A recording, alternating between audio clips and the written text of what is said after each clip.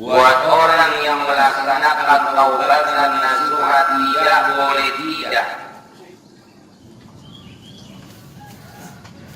harus bisa melewati 4 gangguan tersebut.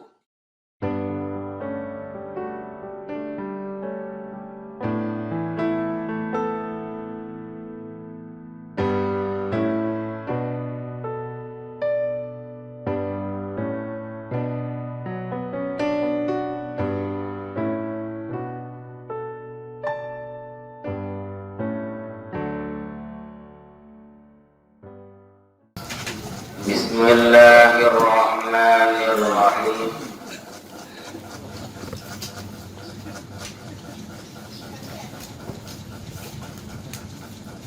Masih aqobatul hawadith, tanjakan pengganggu,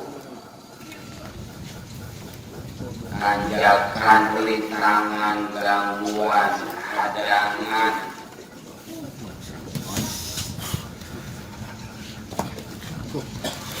Fayahtaju maka butuh sopo abdu ila qot'iha maring mengadakan hawadith di arba'ati umurin kalawan 4 biro-biro perkara. At-tajarrudi tegese sewiji nyepi ahli dunia saking dunia.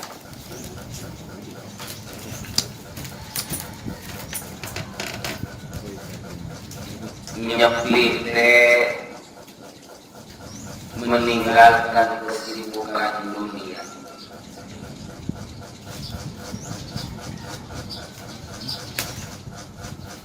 Buat orang yang melaksanakan tanjakan taubat sudah dipastikan tidak boleh tidak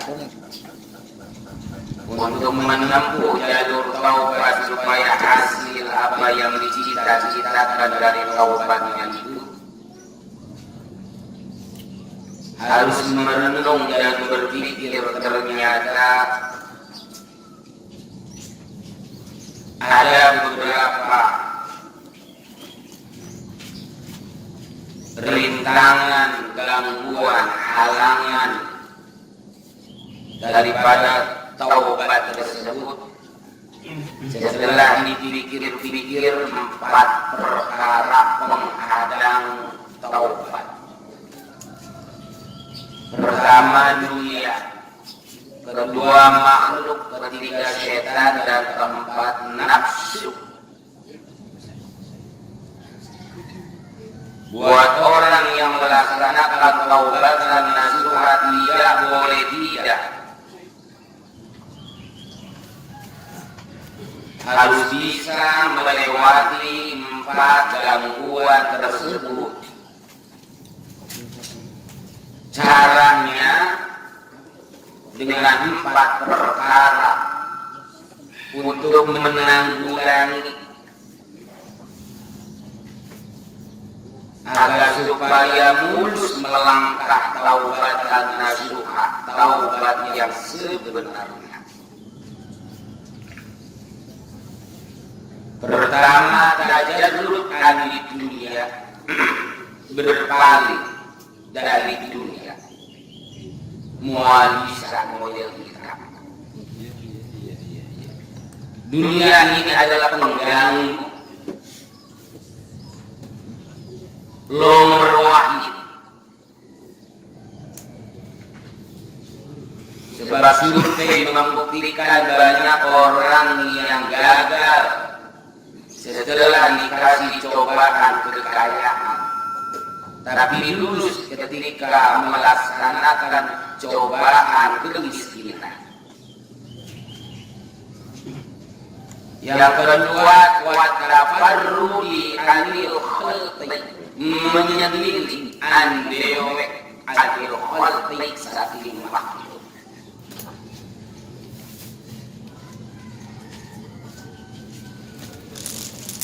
Uzlah dari makhluk.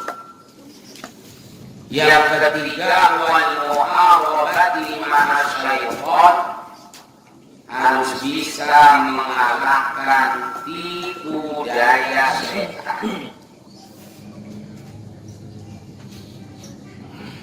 Karena setan innahu lakum aduwwum mubin, musuh yang nyata.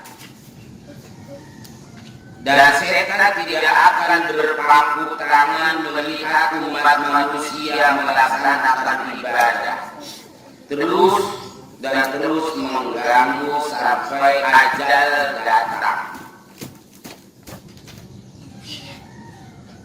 Ada beberapa gangguan setan, jebakan setan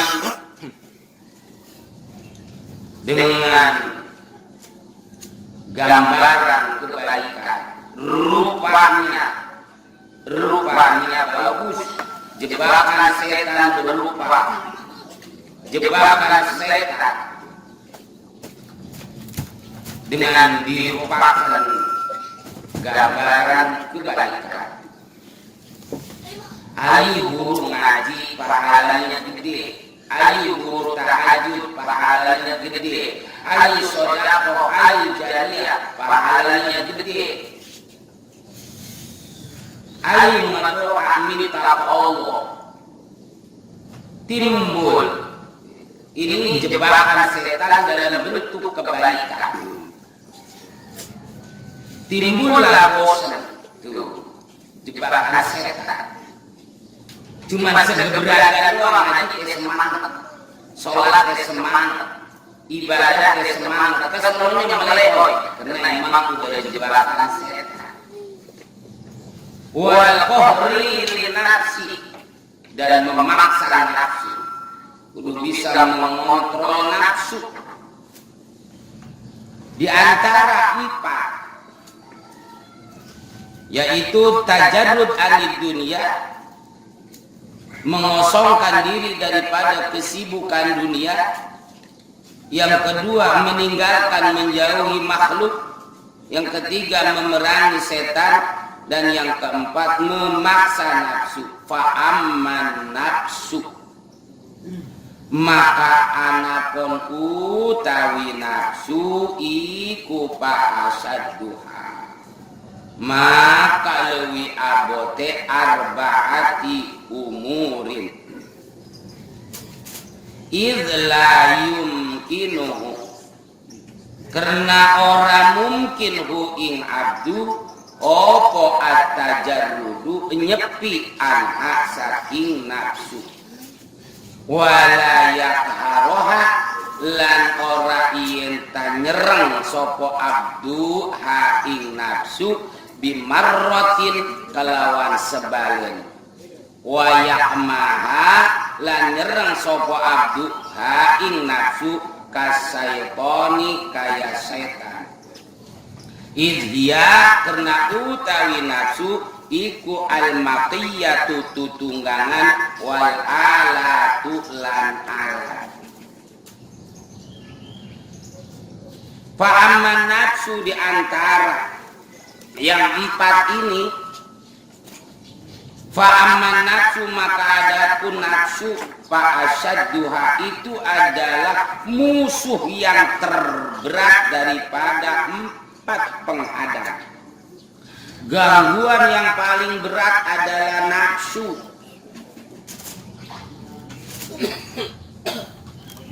Yang paling berat. Ini kelas kaliber,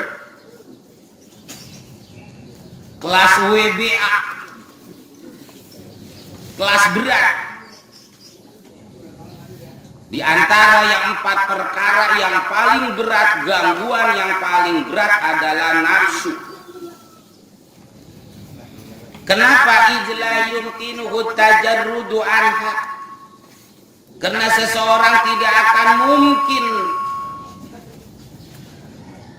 hilang daripada nafsu, dan tidak akan mungkin untuk memaksakan nafsu, mengalahkan nafsu, mengontrol nafsunya bimarrotin hanya dengan sekali saja. Sebab selagi hidup nafsu pun ada, sama kasaitoni seperti setan. Selagi kita hidup ya nafsu terus tidak akan pindah, tidak akan lari, tidak akan keluar daripada diri kita. Makanya nafsu adalah musuh terberat, gangguan terberat buat orang yang melaksanakan taubatan nasuha. Alasannya kenapa idhiyal matiyatu wal alatu? Karena nafsu adalah tumpahan, kendaraan dan alat. Setan masuknya melalui nafsu. Wala makma'alan orang ngarep-ngarep iku maujud aidon maning fi muwaqaqatiha ing dalem nyocoki nafsu alama ing atase barang yaksiduhu kang nejahu ing ma sapa al abdu hamba minal ibadati saking ibadah wal iqbali lan madhep alaiha ing atase ibadah. Karena nafsu tidak akan terhenti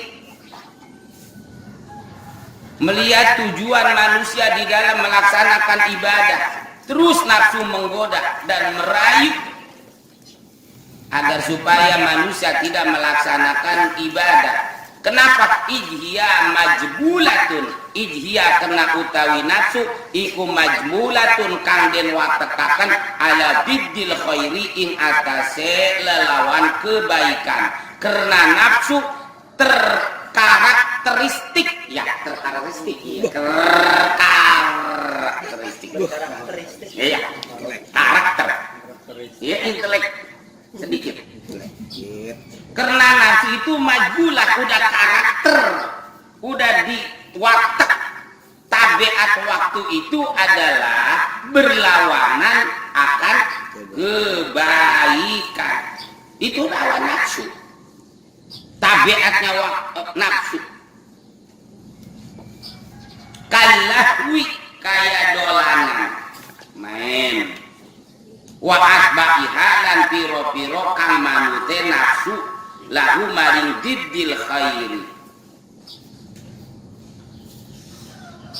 Terus caranya bagaimana kita mengalahkan nafsu atau mengontrol? Minimal lah meminimalisir. Ya. Dikontrol nafsu kita. Enggak kudu dikalahkan lah, minimal jinek be jinek. Jinek. Masa jangan sampai jinek berpati. Lindek lalu. Lindek lalu. Kayaknya mah kayak lindek ditangkap susah. Itulah. Itu. Kayak dunia, kayak lindek ditangkap susah. Gitu. Diberi lari. Berhenti nungguin. Fahtaja maka butuh sopo abdu izan taskala iki majbulah ila ayyal jamaha maring yenta ngendaleni sopo abdu ha ing nafsu bilijamit takwa kalawan kendali takwa. Maka butuh seorang hamba untuk dijamte apa? Mematikan ya. Naliin nafsu berarti jangan sampai nafsu teh bisa mengalahkan kita. Caranya untuk mengalahkan nafsu itu bilijamit takwa, dengan tali takwa, dengan perbuatan takwa kita kepada Allah. Jadi seseorang untuk mengalahkan nafsu itu dengan perbuatan takwa. Supaya ditabqiya, supaya derepon yang tatu metep opo nafsu lahu maring abdi, supaya nafsu ada pada tempatnya. Jadi dia tidak beroperasi. Palatan kotiu maka ora pegot nafsu watan kodulan anut opo nafsu lahu maring abdu, maka dia jinak diem. Kalau seorang hamba melaksanakan tobat, pasti nafsu kagak bakalan diem. Talinya itu dengan bilijamit takwa, dengan melaksanakan ibadah kepada Allah. Fala taqwa fayastamiluha wallahu a'lam bissawab. Masih jauh. Ini dua karang mah sama kitab Kifayatul Akhyar. Jangan itu baik, ini fikih apa? Penting.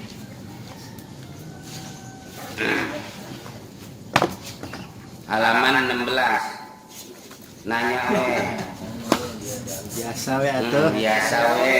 Kalau era-era jangan sampai ntar jadi tasawuf imbring. Ya, adanya belum benar. Kitab Kifayatul Akhyar ini adalah karangan Imam Taqiyuddin Al-Husaini Al-Husni Ad-Dimashqi. Nama lengkapnya Syekh Abu Bakar bin Muhammad bin Abdul Mu'min bin Haris Al-Husaini Al-Husni Ad-Dimashqi, ulama kurun 829 Hijriah, salah satu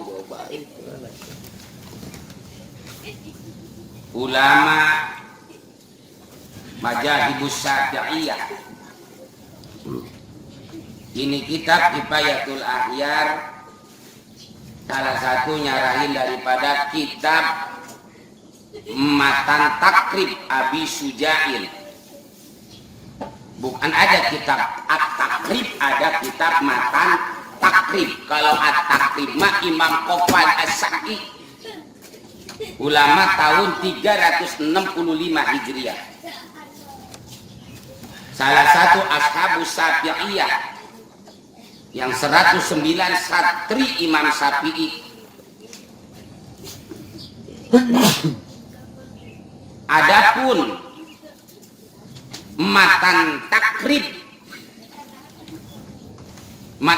ini lebih tua daripada kitab At-Takrib. Matan Takrib yaitu Abi Sujail, ulama kurun 400.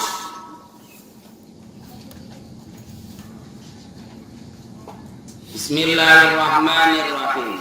Kudu jeli kalau ngaji fikih mah, sebab entar ada kaul rojih, marjuh, zohir, azhar, soheh, asoh. Sebab ada yang membolehkan, ada yang melarang, ada yang halal, ada yang haram. Ntar bingung, ono boleh, ini kagak boleh. Mana yang bakal kita ambil? Wa amma awani ghairi zahabi wal fiddati. Bawa kitab ini. Beli we. 50.000 murah kitabnya.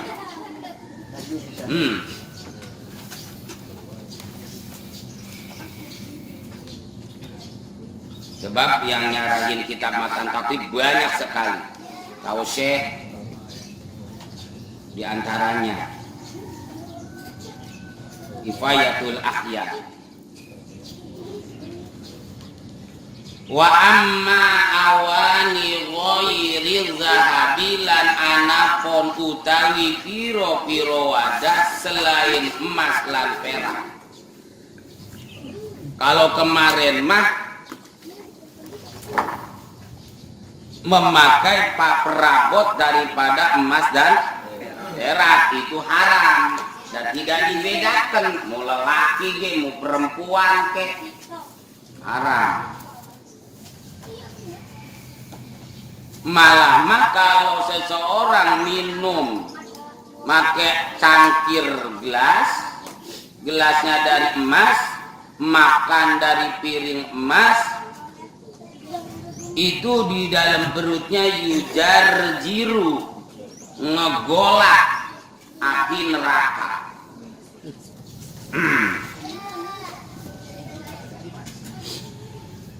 Man syariba fi ina'in min jahabin aw fiddatin fa inna ma yujarjiru fi batnihi naron min jahannam. Ngegolak di perutnya itu api neraka. Alasannya kenapa kok haram pakai perabotan emas dan perak? Fa innaha lahum fid dunya wa lakum fil akhirati. Karena perabotan emas dan perak itu buat orang kafir di dunia dan buat orang muslim walakum fil akhirat, nanti di akhirat. Malah wayah rumu haram buat orang pengrajin tuh sonatuhu, ngebikin pengrajin mah kulinya ngebikin, disuruh bikinin perabotan dari emas atau perak, itu kejain nih, itu gelas, piring, kompor, itu dari emas dan nggak boleh dikuliin. Wala yastahiku ujrotan, alasannya li'annahu fi'lahu maksiyatun, karena perbuatannya itu termasuk maksiat. Bagaimana kalau dipecahkan pada petot tuh piring emas, gidir emas, itu walau kasarosasun hajil awaniyah bala arsa alaihi, enggak ketempuhan. Dan buat pemiliknya enggak boleh ngelaporkan ila zolimin min hukama izamanina, kepada penguasa yang zolim seperti penguasa di zaman sekarang. Itu tahun 829 para penegak hukum nggak boleh dilaporkan. Alasannya kenapa? Orang li'annahum juhalatun, para penegak hukumnya pada bodoh, pada bego masalah agama. Malah wayataqatuna hajil awani, orang dia pada make perabotan emas. Itu nggak boleh dilaporkan, nggak kena sanksi hukum. Nah sekarang bagaimana kalau perabotannya selain emas dan perak? Boleh enggak? Ya, berarti selain emas dan perak apa? Besi, meureun, tembaga, timah, aluminium, stainless, itu. Wa amma awani ghairi zahabi wal fiddati, awas. Ntar di kitab fikih mah banyak istilah, banyak kata. Asal qala qadi, siapa yang dimaksud? Ala qala syarih, siapa yang dimaksud? Qala imamu, siapa yang dimaksud? Tuh, kitab fikih mah beda. Enggak dicantumkan. Asal qala imam, wah siapa nih imam? Apa imamnya teh ambil uji? Asal qala imam berarti al imamul haromen, gitu. Imam Ma'ali al-Juwaini, salah satu guru daripada Imam Ghazali, Imam Juwaini,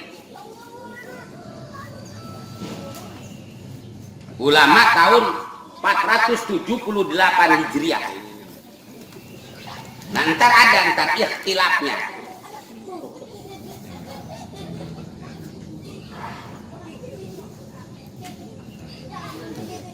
Iku pakin kanas makalamun ono opo awani iku minal jawahiri saking piro-piro permata annabi sati kang Edi. Tahu Edi? Edi teh cakep. Makanya kalau nama Edi jelek, Edi teh nama kata orang Jawa, Edi teh cakep. Edi. Nah bisa Edi kan Edi. Ayo beren. Makanya tengakin nama Edi mah jarang yang butek.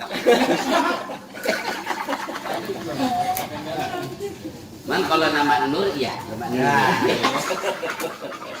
Nur kan cahaya, Pak. Nur Cahaya terpendam.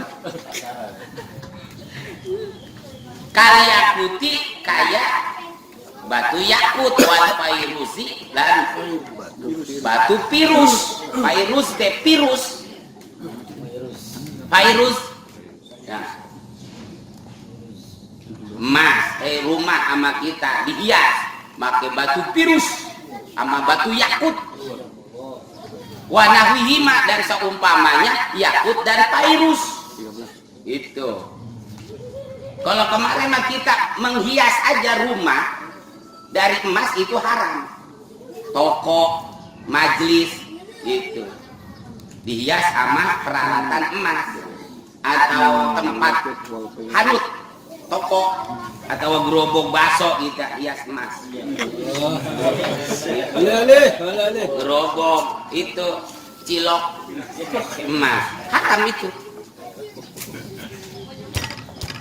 Timbul permasalahan pahal tahrumu maka anata haram opo awani itu haram enggak kalau kita gitu menghias rumah atau yang lainnya dengan batu permata yang cakep seperti batu yakut dan batu pirus fihi khilafun tuh.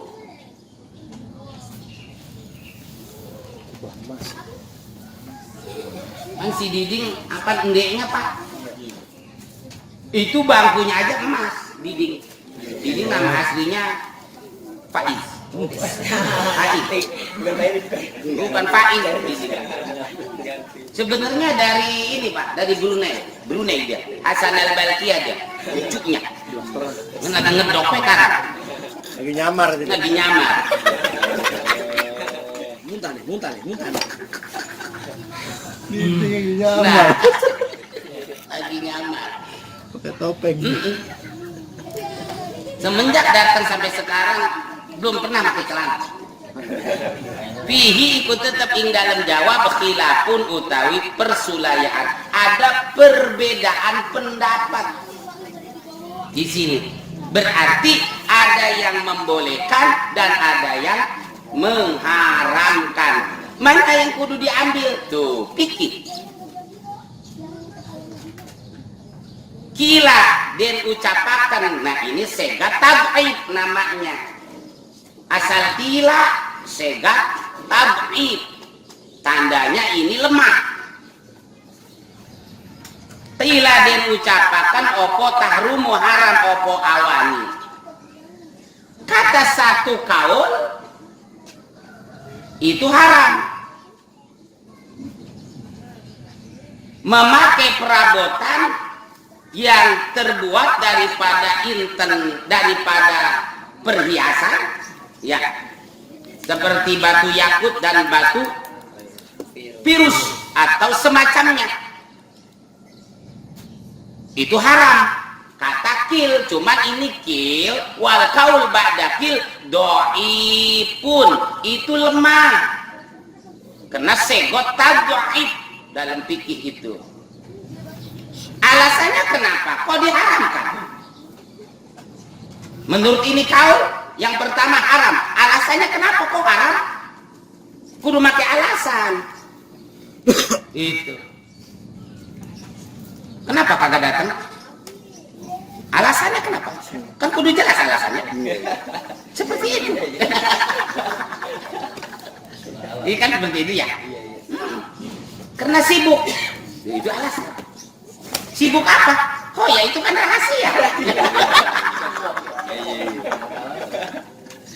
Nah, untuk memperkeren iza wujidal hukmu wujidatil illah wa iza wujidatil illah wujidal hukmu li'annal hukma yaduru ma illatin wujudan aw adaman. Di mana ada hukum pasti ada ilat dan di mana ada ilat pasti ada hukum. Kenapa hukum berputar melain ilat ada dan tidaknya? Kenapa sebagian ulama mengatakan haram memakai perhiasan yang terbuat daripada batu perhiasan, batu yakut dan batu virus. Kalau emas udah dikatakan, kecuali kemarin ada wa inna ma publiko, hanya saja dibedakan. Ada memakai perabotan emas li zinatin nisa, li qasdi zinatin nisa, kena tujuan untuk menghias untuk bini kita, di zauji buat lakinya, dari lakinya pakai tuh emas itu. Ini mah perabotan. Kalau perhiasan nggak jadi masalah. Yang makainya untuk menghias bini, beliin gitu. Apa namanya? Iya, gelang, gede-gede pelek mobil.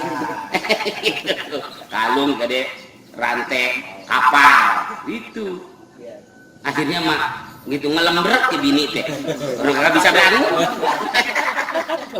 Alasannya 5, karena arah-arah barang pihak ing dalam awani bayane emak tuh min bayan namanya minal khoilai saking gumede wasaropi lan leluwiheun wa kasri qulubil fuqara'i lan nalangsakeun biro-biro ati biro-biro wong fakir. Alasan yang pertama makanya diharamkan karena merupakan kesombongan. Itu teh sombong namanya. Wasarofi dan terlalu berlebihan. Bahkan wa kasri qulubil fuqara'i, menyinggung orang fakir perasaannya. Duh, abong-abong kaya tuh. Abong-abong kaya, duh, masya Allah duit mandi diampar-ampar kok. Itu duit yang kita dudukin. Itu. Mentang-mentang gitu. Tapi berarti di mana ada segat taj'id, qil itu lemah, berarti ada yang diunggulkan. Ya. Wasohihu lan utawi kaul kang soheh iku anna satune awani iku la tahrumu ora haram opo awani. Kata kaul yang soheh, ini yang benar, ini yang diunggulkan, memakai perabotan yang terbuat daripada batu permata seperti yakut dan virus, itulah tahrumu, enggak haram. Enggak haram. Ini yang soheh. Itu. Wala khilafalan orang nana perebutan iku maujud anal setene kelakuan la yahrumu ora haram opo alina wa wadah alladzi nafasatu kang utawi edine alladzi iku pison atihi ing dalam pagaweane alladzi, dan tidak diperselisihkan lagi, tidak diperdebatkan lagi. Annahu la yahrumul ina'u, tidak haram memakai perabotan yang bagus, didesain pison ati dia, kena didesain yang terbuat daripada batu permata, didesain begitu semaksimal mungkin kudu bagus. Enggak haram, dan itu udah ittifaq, tidak diperebutkan lagi. Bahkan wala yukrahu lan ora den makruhaken opo alaji boro-boro haram makruh ge kagak kalab silkat katun, seperti make baju katun itu mah nggak jadi masalah. Wasaupin nafisaini dan baju bulu anafisaini kang bagus karone baju kita bikin baju, bikin jubah, bikin sarung yang bagus dari bulu wol, ya, dari kulit atau dari bulu wol. Parun lawit tahoja wallahu a'lam bissawab. Subhanakallahumma wa bihamdika asyhadu an la ilaha illa anta astaghfiruka wa atubu ilaik. Assalamualaikum warahmatullahi wabarakatuh.